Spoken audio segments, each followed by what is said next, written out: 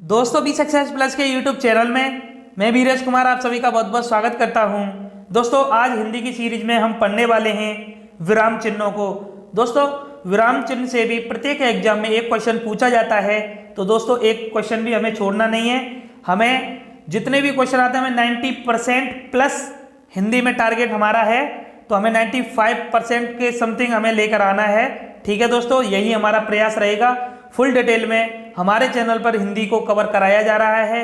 इससे पहले दोस्तों हमने हिंदी वर्णमाला के टॉपिक को कंप्लीट किया है, तो प्लीज़ दोस्तों जो भी व्यक्ति चैनल पर नए आए हैं तो डिस्क्रिप्शन में आपको लिंक दे दी गई है, आप वहां से जाकर हिंदी वर्णमाला के टॉपिक को देख सकते हैं। ठीक है दोस्तों, तो चलिए सभी चिन्हों को आज देखने वाले हैं हम विराम चिन्हों में। तो चलिए दोस्तों स्टार्ट करते हैं।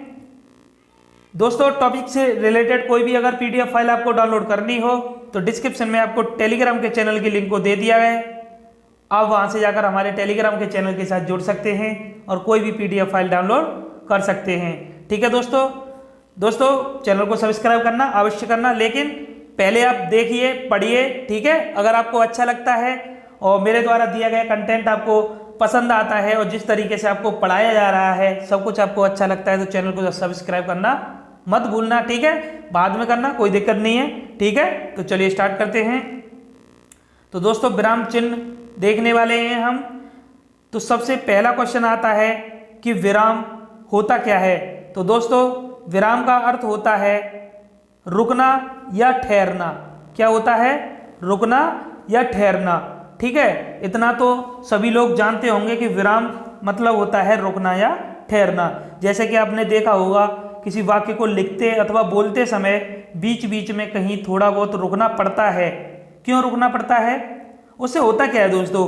रुकने से क्या होता है कि जो हमारी भाषा है वह स्पष्ट, भावपूर्ण, अर्थपूर्ण हो जाती है। जैसे कि हम लिखते हैं तो बीच में ठहराव लेते हैं, तो वहाँ पर कुछ विशेष प्रकार के चिन्हों का प्रयोग करते हैं और आज से पहले किया भी है, पर पता ही तो नहीं है कि कौन सा विराम चिन्ह है, यानी ये हम जो हम यूज करते हैं तो वो कौन सा विराम चिन्ह होता है। ठीक है, तो विराम चिन्हों से यही होता है दोस्तों, अगर इनका प्रयोग नहीं किया जाए तो अर्थ का अनर्थ हो जाता है। किस तरीके से हो जाता है कि जैसे कि अभी मैं एग्जाम्पल के माध्यम से आपको बताऊं, तो जैसे मैंने एक एग्जाम्पल लिया कि एक मिनट एग्जाम्पल लिया, सुनो, जैसे एक मिनट, सुनो मत जाओ। तो हमने एक एग्जाम्पल लिया सुनो मत जाओ, फिर दूसरा लिया सुनो, और फिर हमने यहां पर एक विराम चिन्ह का प्रयोग किया, सुनो मत जाओ। ठीक है, तो हमने एक ये दूसरा ये लिया, एक तीसरा लिया सुनो मत जाओ। ठीक है, तो वाक्य हमारे पास एक ही है, लेकिन हमने क्या किया है कि पहले वाले में हमने विराम चिन्ह का प्रयोग नहीं किया है, दूसरे वाले में किया है, तीसरे वाले में भी किया है। तो दोस्तों होता क्या है कि जैसे पहला वाला था सुनो मत जाओ, तो इसका कोई भी अर्थपूर्ण यानी कोई भाव निकल कर नहीं आ रहा है, कोई ऐसा वाक्य नहीं जो मतलब इसका अर्थ ये नहीं समझ में आ रहा है कि ये कहना क्या चाह रहा है, सुनो मत जाओ। और वहीं दूसरे की बात करें, सुनो, फिर थोड़ा हम ठहरे, फिर उसके बाद मत जाओ, तो उसका मीन्स समझ में आ रहा है हमें कि वह कहने वाला ये कह रहा है कि सुनो मत जाओ, जहां आप जा रहे हो मत जाओ। ठीक है, फिर तीसरा क्या कह रहा है कि सुनो मत जाओ, अब ये कह रहा है कि सुनो मत, किसी की मत सुनो, जाओ। ठीक है, तो इन दोनों का जो अर्थ है वह निकल कर आ रहा है और स्पष्ट हमें जो है इसका भाव समझ में भी आ रहा है कि यह कहना क्या चाह रहा है। तो दोस्तों जो विराम चिन्ह होते हैं उनका बहुत महत्व होता है। ठीक है, बोलचाल में हो या लिखने में हो। ठीक है, तो चलिए हमें विराम चिन्ह पढ़ने हैं, तो आगे अब अपने टॉपिक को स्टार्ट करते हैं। आई होप आपकी समझ में अब आ गया होगा। ठीक है, विराम चिन्हों का प्रयोग कैसे किया जाता है और क्यों किया जाता है। ठीक है दोस्तों, तो चलिए आगे देखते हैं। तो दोस्तों एक छोटी सी डेफिनेशन है, जैसे भावों और विचारों को स्पष्ट करने के लिए जिन चिन्हों का प्रयोग वाक्य के बीच या अंत में किया जाता है उन्हें विराम चिन्ह कहते हैं। यानी कोई भी हमारे भाव हों, विचार हों, उनको स्पष्ट करने के लिए जिन चिन्हों का प्रयोग किया जाता है वाक्य के बीच में, अंत में, तो वो हमारे विराम चिन्ह होते हैं, जैसा कि हम देख चुके हैं अभी। ठीक है, तो अब देखेंगे हम विराम चिन्हों को, कौन से विराम चिन्ह होते हैं और उनका प्रयोग कहाँ पर होता है, किस तरीके से होता है। दोस्तों मैं सभी विराम चिन्हों को आपको बताने वाला हूँ। शायद आपने इससे पहले बहुत सारे विराम चिन्ह आपने नहीं पढ़े हों, किसी ने 12 पढ़े होते हैं, किसी ने 13, किसी ने 14, किसी ने 15, किसी ने 16। मैं आपको 20 कराने वाला हूँ। तो चलिए वीडियो को अंत तक देखना दोस्तों। आपके जितने भी विराम चिन्ह हैं सभी आज क्लियर होने वाले हैं। ठीक है, आपका 1 नंबर कहीं नहीं गया है, बस एक बार आप वीडियो को अंत तक जरूर देखें। ठीक है, तो चलिए आगे चलते हैं। तो सबसे पहला है हमारा अल्प विराम। तो दोस्तों जो अल्प विराम होता है, तो अल्प विराम को बोलते हैं इंग्लिश में कॉमा। तो दोस्तों कॉमा तो सबने पढ़ा होगा, है ना। जब अंग्रेजी जब हम पढ़ते थे, इंग्लिश के जब सेंटेंस वगैरह, जब पैराग्राफ लिखते थे, तो वहाँ पर कॉमा का यूज तो बहुत होता है। ठीक है, और कॉमा के नाम से सब जानते हैं। अल्प विराम के नाम से हिंदी में बहुत कम स्टूडेंट जानते हैं, नहीं जानते हैं। नाम सबने सुने होंगे, अल्प विराम, अर्ध विराम, पूर्ण विराम, लेकिन जब चिन्हों की बात आती है तो कंफ्यूज हो जाते हैं, क्योंकि ये ऐसे ही हमारे 4 होते हैं। चारों का कंफ्यूजन आज मैं दूर करने वाला हूँ। आपको देखना, जिस तरीके से मैं बताऊंगा आज ही आपके जो ये चारों होते हैं, अल्प विराम, अर्ध विराम, पूर्ण विराम, अपूर्ण विराम, चारों क्लियर होने वाले हैं। ठीक है, आज के बाद आप नहीं भूलोगे, गारंटी है इस बात की, देखना। तो दोस्तों जो अल्प विराम होता है कॉमा, तो कॉमा का प्रयोग कैसे किया जाता है? कॉमा का जो प्रयोग किया जाता है वो बहुत तरीके से किया जाता है। जैसे हम लिखें कुछ भी लिखें, जैसे कि जैसे क्रिकेट, है ना, क्रिकेट, और कॉमा फुटबॉल, ऐसे लिखते हैं ना, कॉमा फुटबॉल, फिर और लगा के और लगाते हैं, और लगाने हो तो और भी लगाते जाते हैं कॉमा, और टेनिस। ठीक है, तो इस तरीके से हम यूज करते हैं कॉमा का, है ना। और सेंटेंस के तौर पे हमने देखा है, देखिए यहाँ पर कि अच्छा अब मैं चलता हूँ, तो कॉमा का प्रयोग किया गया है यहाँ पर, अच्छा अब मैं चलता हूँ। ठीक है, तो जो अल्प विराम का जो प्रयोग किया जाता है दोस्तों, वहाँ पर किया जाता है जहाँ पर हमें सबसे कम समय के लिए रुकना हो। क्यों? अल्प का मतलब ही होता है, अल्प मतलब बहुत कम, सबसे कम समय के लिए रुकना हो, वहाँ पर किया जाता है अल्प विराम का प्रयोग। ठीक है, वहीं बात करें अर्ध विराम की, जब इन चारों को हम कंपेयर करेंगे तब आपकी समझ में अच्छे से आने वाला है, बस पढ़ते रहिए। ठीक है, तो वहीं अर्ध विराम की बात करें, इसे सेमी कॉलन बोलते हैं। ठीक है, सेमी कॉलन बोलते हैं इसको। तो अर्ध विराम जो होता है दोस्तों, उसमें क्या होता है, इसमें जो ये हमारा कॉमा होता है, कॉमा के ऊपर एक पॉइंटर होता है, मतलब इसको अर्ध कर दिया, जैसे ये अल्प था, इसको ऊपर एक पॉइंट लगा दिया तो ये बन गया अर्ध विराम। अर्ध विराम कहाँ लगाते हैं? अल्प विराम से थोड़ा अधिक समय जहाँ पर लगाना हो वहाँ पर लगाते हैं हम अर्ध विराम। ठीक है, जैसे लिखते हैं ना MA B.Ed, MA फिर रुक गए, फिर B.Ed। ठीक है, तो यहाँ पर किया जाता है अर्ध विराम का प्रयोग। ठीक है दोस्तों, चलिए आगे है पूर्ण विराम। पूर्ण विराम तो आपने सबसे अधिक पढ़ा होगा, फुल स्टॉप जिसको कहा जाता है। कोई भी वाक्य लिखना हो उसके पीछे जब लगाते हैं ना ऐसे डंडा, वही होता है फुल स्टॉप। ठीक है, एक होता है हमारा क्वेश्चन मार्क भी लगाया जाता है पीछे। वो कब लगाया जाता है? जब हम क्वेश्चन पूछते हैं। ठीक है, वो भी आगे आने वाला है, तो पढ़ेंगे इसके बारे में भी। तो दोस्तों पूर्ण विराम तो सबसे सिंपल है, जैसे वह छत से गिर गया तो लगा दिया हमने फुल स्टॉप। ठीक है, तो यहाँ तक आपको कोई दिक्कत नहीं होगी। और एक आता है अपूर्ण विराम, जिसे उप विराम भी कहते हैं, वो आगे आने वाला है। तो वो यहीं पर मैं चारों में कंपेयर करके बता देता हूँ, जो कन्फ्यूजन है अभी आपकी दूर होने वाली है। तो दोस्तों होता क्या है कि जैसे जो भी शब्द हैं ये अल्प, और एक है अर्ध। ठीक है, एक है अर्ध, एक फिर है अपूर्ण, और फिर है पूर्ण।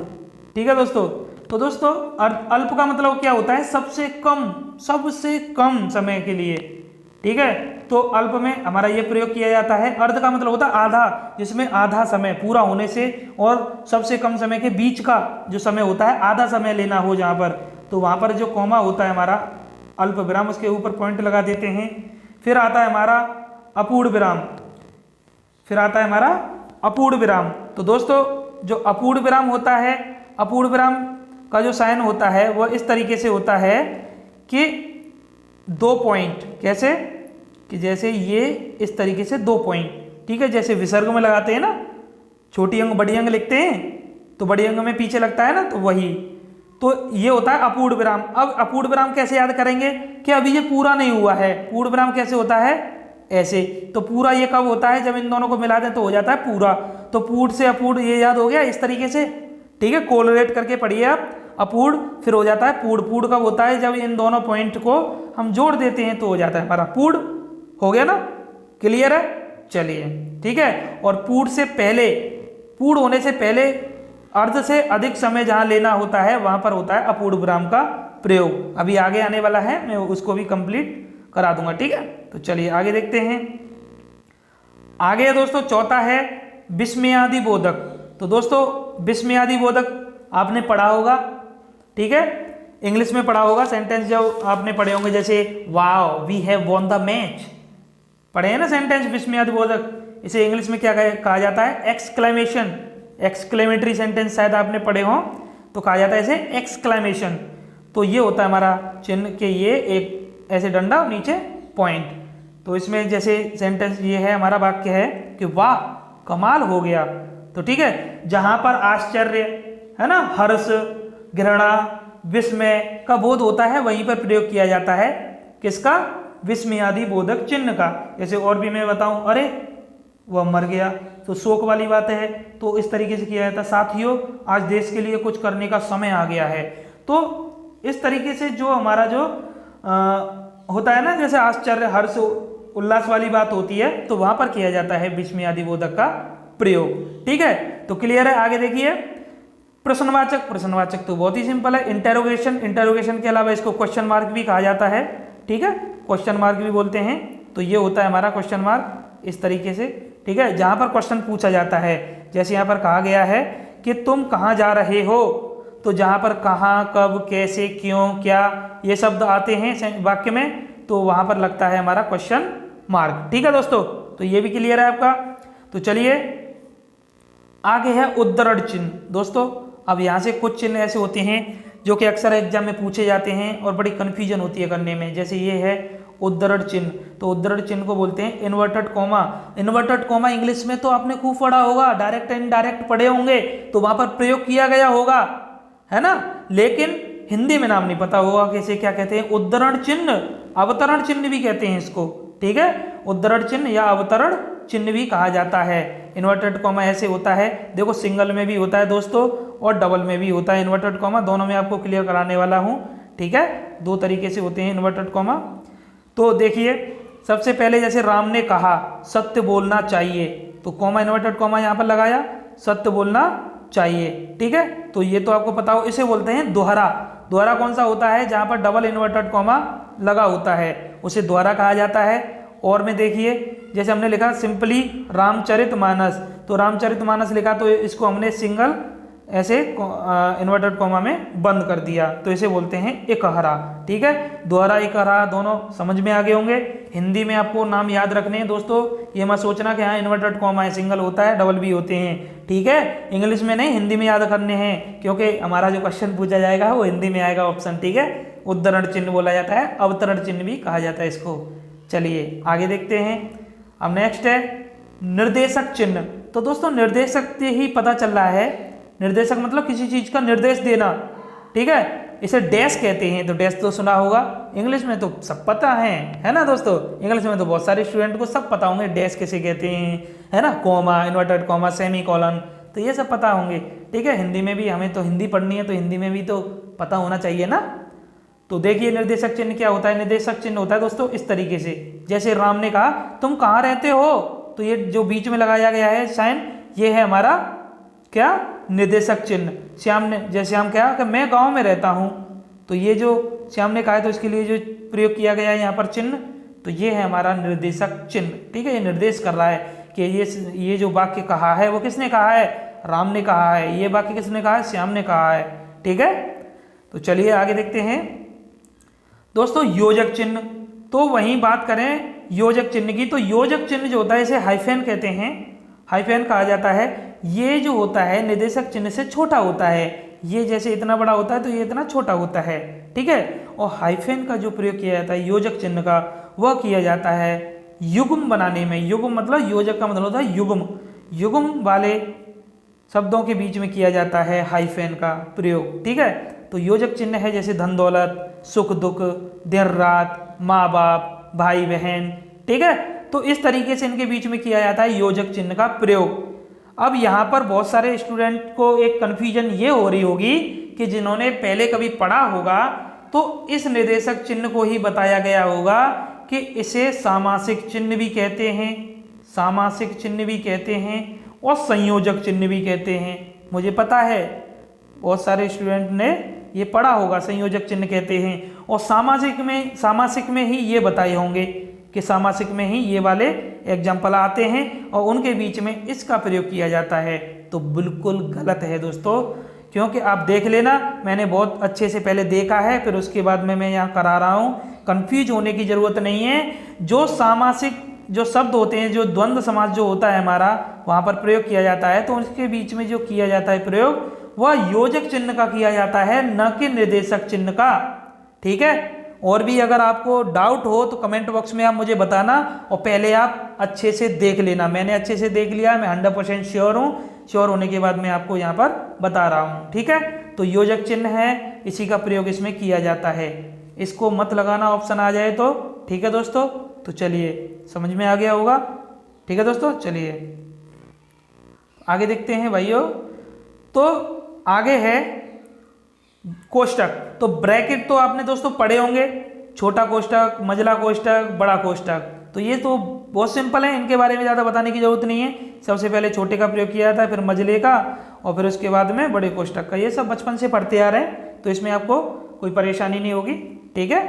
उसके बाद अब ये जो है मोस्ट इम्पोर्टेंट है, ये वाला सबसे अधिक परीक्षा में पूछे जाने वाला चिन्ह है हमारा हंस पद। कैरेट कहते हैं इसको, हंस पद, और इसे त्रुटि बोधक भी कहा जाता है। और ये कैसा होता है, ये इस तरीके से होता है, ठीक है। हंस पद दोस्तों बड़े ध्यान से इसको देखना, जिन्होंने पहली बार जो इस टॉपिक को पढ़ रहे हैं बड़े ध्यान से देखना दोस्तों। 1 नंबर है, मिलना ही मिलना है, पक्का है। एक बात सुनिए, आप कोई भी कठिन से कठिन प्रश्न सॉल्व करें या कोई सिंपल से सिंपल करें, नंबर आपको एक ही मिलता है ना।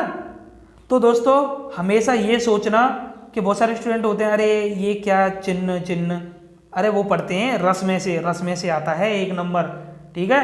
तो दोस्तों सबसे पहले आपको ये सोचना चाहिए कि हमें जो नंबर कलेक्ट करने हैं, तो सबसे सिंपल तरीका कौन सा नंबर कलेक्ट करने का, हमें कहाँ से हमारे नंबर, हमें ये पता है कि यहाँ से पक्का नंबर हमारा है और इसमें हमें ज़्यादा मेहनत नहीं करनी है। तो सबसे पहले आप नंबर वहाँ से कलेक्ट करिए, मतलब करिए, ठीक है दोस्तों। तो इसी तरीके का ये टॉपिक है, बहुत छोटा टॉपिक है, एक ही बार में वीडियो देख लोगे तो एक ही बार में आपका 1 नंबर पक्का होने वाला है। तो कभी भी इसके मत करना। जो इस टाइप के जितने भी टॉपिक हैं, आगे भी बहुत सारे टॉपिक हैं और दोस्तों, समास, छंद और जो रस हैं, संधि है, इन सबको तो सब दुनिया पढ़ाती है और पढ़ते भी हैं। ज़्यादातर इन्हीं को पढ़ते हैं, इन्हीं में लगे रहते हैं, और फिर भी भरोसा नहीं होता है कि 100% सही हो जाएगा, ठीक है। ये ऐसा टॉपिक है कि इसमें 1 से 2 बार आप वीडियो देख लीजिए, आपका 1 नंबर कहीं जाने वाला नहीं है। कभी कभी तो 2 भी आ जाते हैं क्वेश्चन, ठीक है। तो देखिए, चलिए हंस पद पे चलते हैं हम, हमारा बहुत इंपॉर्टेंट है ये चिन्ह। तो हंस पद में देखते हैं। तो दोस्तों ये होता है, प्रयोग कैसे किया जाता है, आप सबने प्रयोग किया है, मुझे पता है, बस आपको पता नहीं है, आप अपनी समझ से रूबरू नहीं है। अभी आप सीख जाएंगे तो आप कहेंगे अरे हाँ, ये तो हम प्रयोग करते हैं। तो देखिए, जैसे हमने लिखा कि स्वतंत्रता हमारा अधिकार है, मैंने अपना वाक्य ये लिखा, ठीक है। तो मुझे याद आया कि अरे मेरा इसमें एक यहाँ पर कुछ रह गया है, स्वतंत्रता हमारा जन्म सिद्ध अधिकार है, ये होता है पूरा वाक्य। तो यहाँ पर रह गया है हमारा, तो जहाँ पर रह जाता है वहीं पर हम इस साइन का प्रयोग करते हैं और ऊपर लिख देते हैं जो हमारा शब्द रह जाता है। तो ये जो गलती होती है ना, गलती को सुधारने के लिए वहाँ पर लिखा जाता है। जो बीच में हम जो स्किप हो जाता है, कोई शब्द रह जाता है, उसको लिखा जाता है इसको लगाकर, ठीक है। तो ये होता है, क्योंकि तभी तो इसको कहते हैं त्रुटि बोधक, ठीक है। तो ये है हमारा हंस पद। ठीक है दोस्तों, तो क्लियर है। आगे देखते हैं पुनरुक्ति सूचक, तो इसका भी प्रयोग आपने बहुत किया है, करते हो आप, पढ़ते हो तो करते हो, पढ़ते नहीं हो तो कुछ नहीं करोगे। ठीक है, पुनरुक्ति सूचक रिपीटेशन, तो दोस्तों जो रिपीटेशन होता है ये इस तरीके से होता है और बहुत अच्छे से आपने ये सब यूज किए हैं चिन्ह, बस आपको पता नहीं है। तो आगे देखिए, जैसे लिखते हैं ना हम सबसे बड़ा राज्य, तो हमने लिखा सबसे बड़ा राज्य, फिर हमने ये लगाया चिन्ह, ये इसे क्या बोलते हैं पता है? निर्देशक चिन्ह। ठीक है, तो सबसे बड़ा राज्य कौन सा है? जनसंख्या में उत्तर प्रदेश और क्षेत्रफल में राजस्थान, पता होंगे सबको। ठीक है, फिर हमने लिखा सबसे बड़ा जिला, तो अब ये जो सबसे बड़ा है वो फिर से आ रहा है, ये रिपीट हो रहा है, तो रिपीट न करने के लिए हम इसको प्रयोग करते हैं पुनरुक्ति सूचक जो हमारा चिन्ह होता है इसको। ठीक है, अब ये जो हमने लगा दिया तो इसका मतलब यही होगा कि सबसे बड़ा, अब यहाँ है जिला, यहाँ आ गया जिला। ठीक है दोस्तों, तो हो गया ना क्लियर। ठीक है, बार बार एक ही शब्दों को बार बार लिखना पड़े तो उसके लिए पुनरुक्ति सूचक का हम चिन्ह लगाते हैं। ठीक है, तो चलिए आगे देखते हैं। अरे एक और बार आ गया, कोई बात नहीं, एक बार में क्लियर है हमारा। तो आगे है विवरण चिन्ह, कॉलन डैश। ठीक है, इसमें कॉलन भी आता है और डैश भी आता है, कॉलन डैश। तो विवरण चिन्ह जो होता है, तो दोस्तों जब किसी का विवरण हमें देना हो, जैसे यहाँ पर ये इस तरीके से, ये भी हमने बहुत प्रयोग किया है, रस में ऐसे करते हैं ना, बाद में हेडिंग डालते हैं, जब हेडिंग डाल के इस तरीके से लिखते हैं तो विवरण देना है हमें रस का, तो यहाँ पर प्रयोग किया जाएगा इस चिन्ह का प्रयोग। ठीक है, इसी को कहते ही है विवरण चिन्ह। ठीक है, तो ये तो बहुत आसान है, इसी शब्द से ही पता चल रहा है विवरण। तो विवरण देना हो किसी शब्द का, तो किसी की परिभाषा देनी हो, विवरण देना होता है, तो इसका प्रयोग हम करते हैं। ठीक है दोस्तों, आगे उपविराम। उपविराम हम ऊपर कंप्लीट कर चुके हैं, तो उपविराम होता है कैसा है ये। ठीक है, तो इसी को पूर्ण विराम करना हो, अपूर्ण विराम भी कहते हैं इसको। जब इसको पूर्ण विराम करते हैं तो क्या करते हैं, इन्हीं दोनों को मिला देते हैं, तो ये बन जाता है हमारा पूर्ण विराम। ठीक है, तो ये जो अपूर्ण विराम होता है इसका प्रयोग कहाँ किया जाता है? ये किया जाता है जैसे हम नोट लिखते हैं, नोट, तो नोट लिखा, तो हम इस तरीके से इसका प्रयोग करते हैं अपूर्ण विराम का। ठीक है दोस्तों, तो चलिए आजकल तो ये हो गया दोस्तों, हम सब लोग क्या करते हैं, अपनी सुविधा अनुसार कुछ भी लगा देते हैं। जैसे हमने कुछ हेडिंग डाला, हमने डाला रस, तो अब जरूरी नहीं है विवरण चिन्ह लगा, ऐसे किया बस लिखने लग गए, है ना। इस तरीके से कभी ऐसे ही कर दिया, आगे लगा दिया, गलत प्रयोग भी करते हैं, तो करते हैं दोस्तों, ऐसा हम करते हैं, हमें पता है। जब हमें पढ़ना पड़ता है दोस्तों, जब हमें सही पूछा जाता है तो हमें सही का भी ज्ञान होना चाहिए। ठीक है, ठीक है ना दोस्तों। तो आप ज़्यादा से ज़्यादा यही कोशिश करना कि आप गलत ना करें। ठीक है, कभी भी गलत ना लिखें, सही करने की कोशिश करें, इससे कि आपका एक नंबर भी कहीं ना जाए और आपका मतलब कभी गलती भी ना हो। चलिए आगे हमारा लाघव चिन्ह। तो लाघव चिन्ह क्या होता है? एब्रीविएशन। तो ये जो इस तरीके से होता है जीरो, तो जीरो नहीं होता, ये लाघव चिन्ह होता है। प्रयोग आप सबने किया है, बस अनजान है। जैसे लिखते हैं ना लासा और मासा, तो ये है ना लासा मासा लिखा, तो ये ला के बाद लग रहा है और सा के बाद लग रहा है, जो गोल गोल लगा देते हैं, लगा तो बहुत जल्दी देते हैं। ठीक है, पता नहीं रहता है कि ये है क्या, कौन सा चिन्ह है, हम तो जीरो समझ के लगा देते थे बचपन में, है ना दोस्तों, पता ही नहीं था। तो इसी तरीके से होता है दोस्तों, जब पता नहीं होता है तो कुछ भी समझ लो।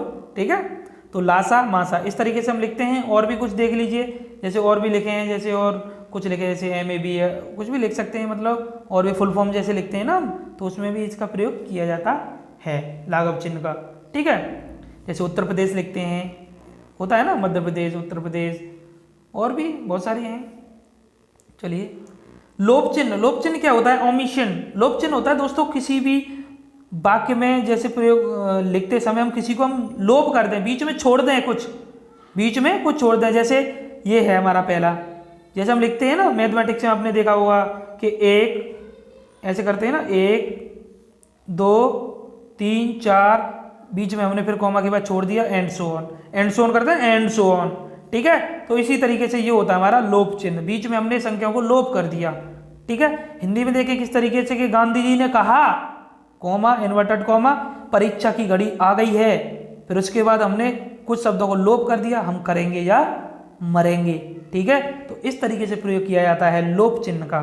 ठीक है दोस्तों, आगे देखिए कुछ और भी हैं जो कि एग्जाम पर्पज से कम इम्पोर्टेंट हैं, लेकिन पूछे जाते हैं, हमें सबका ज्ञान होना चाहिए, जितने भी हैं सभी को मैंने यहाँ पर कंप्लीट कराया है, तो आप सभी को बहुत अच्छे से देखें। कुछ पता नहीं है दोस्तों कब क्या पूछ लिया जाए, ठीक है। जो किस्मत खराब होती है तो ऊँट पे बैठे व्यक्ति को भी कुत्ता काट लेता है ना, खा जाता है, काट लेता है, ठीक है। तो दोस्तों आगे है पाद चिन्ह। पाद चिन्ह क्या होता है? पाद मीन्स होता है पैर। पाद मीन्स क्या होता है? पैर। तो ये किया जाता है, शब्दों को हम लिखते हैं तो यहाँ इस तरीके से नीचे प्रयोग किया जाता है पाद चिन्ह का, ठीक है। वहीं दीर्घ उच्चारण, तो दीर्घ उच्चारण क्या होता है? इसे हम छंद में प्रयोग करते हैं। लघु और दीर्घ संख्याओं को जब लिखते हैं ना वहाँ पे, तो दीर्घ के लिए हम इसका प्रयोग करते हैं। ये होता है दीर्घ उच्चारण का चिन्ह, ठीक है। टीका सूचक जैसे हम लगाते हैं ना, स्टार लगा दिया, हैज लगा दिया, है ना, 1 2 3 4 लिख दिया, ABCD, तो ये हम टीका के तौर पे हम यूज करते हैं। तो ये होता है हमारा टीका सूचक। तुल्यता सूचक, तुल्यता मतलब तुलना करनी हो, तो ये बराबर वाला ये होता है, इसे तुल्यता सूचक कहा जाता है, ठीक है। और वहीं बात करें समाप्ति सूचक, तो समाप्ति सूचक क्या है? जब हम पैरा को जब समाप्त करते हैं, पैराग्राफ लिखने के बाद में, तो बाद में एंड कर देते हैं ना, ऐसे कर देते हैं, ऐसे इस तरीके से।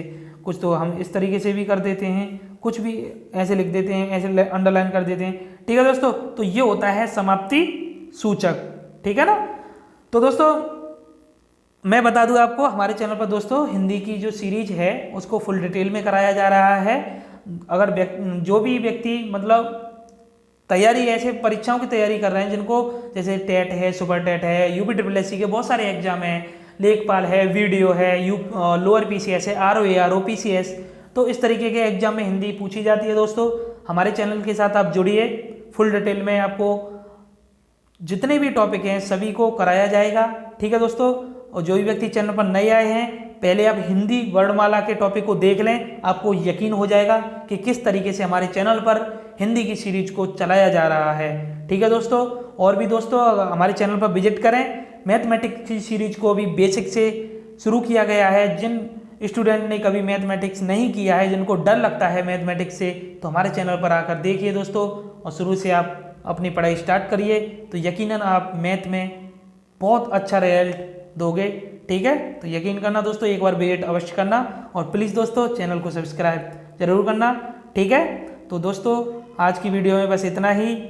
तो दोस्तों एक बार बस सुन लीजिए, सबसे पहले थैंक्स फॉर वॉचिंग, ठीक है। और प्लीज़ दोस्तों चैनल को सब्सक्राइब करिए। और वीडियो आपको अच्छी लगी है तो बेल आइकन पे प्रेस करना मत भूलना, जिससे कि आगे आने वाली वीडियो का नोटिफिकेशन आपको समय से मिल सके, ठीक है। और वीडियो को शेयर कर दीजिए दोस्तों, इतना तो आप कर सकते हैं, 5 मिनट आप नहीं दे सकते हैं ना, इतनी मेहनत हम आपके लिए कर रहे हैं, तो इतना तो आप कर सकते हैं, ठीक है दोस्तों। धन्यवाद, जय हिंद, जय भारत, मिलेंगे अगली वीडियो में।